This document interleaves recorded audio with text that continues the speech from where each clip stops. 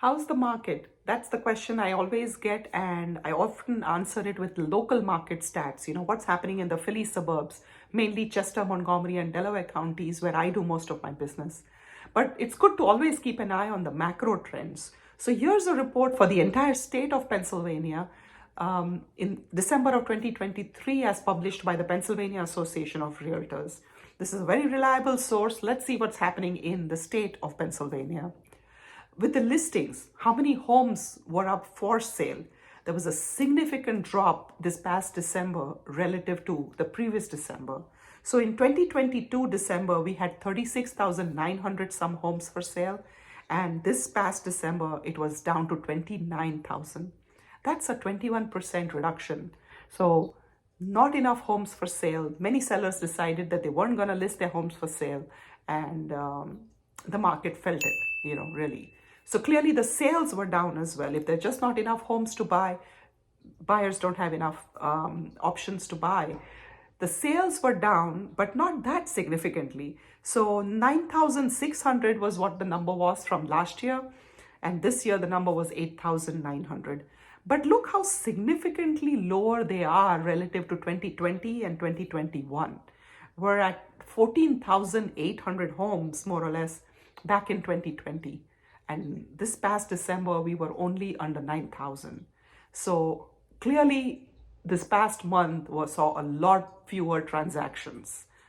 But what has that done to pricing, right? The third column here is the median sales price. And clearly, if there's not enough inventory on the market and there are more buyers, the supply is low, demand is high, the prices are going to rise. And that is exactly what happened. The home prices increased by 9% this past December relative to previous December. The median prices continue to rise. If you look at Pennsylvania's numbers, 176,000 in 20, 195 in 21, 196 in 22, and 213 in 23. All these are December values.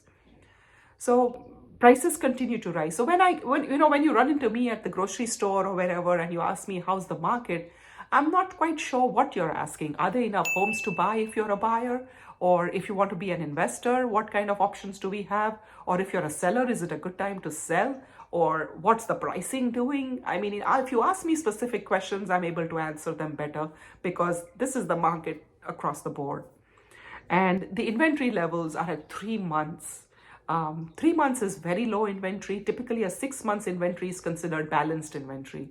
So what 3 months inventory means is if there's 10,000 homes being sold in the month, we have 30,000 homes for sale, right? So in 3 months, we would run out of every home for sale.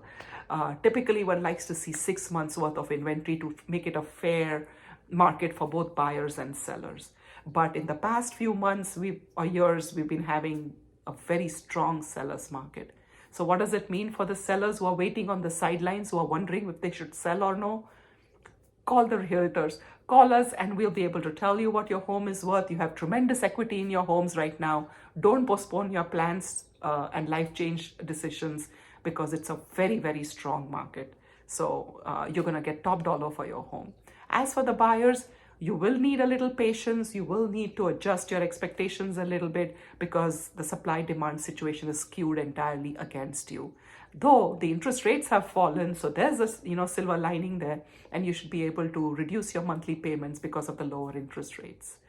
So there's always a lot going on in the market. This is Bela Vora signing off. Share this with your friends or family who might be interested in learning more about the market.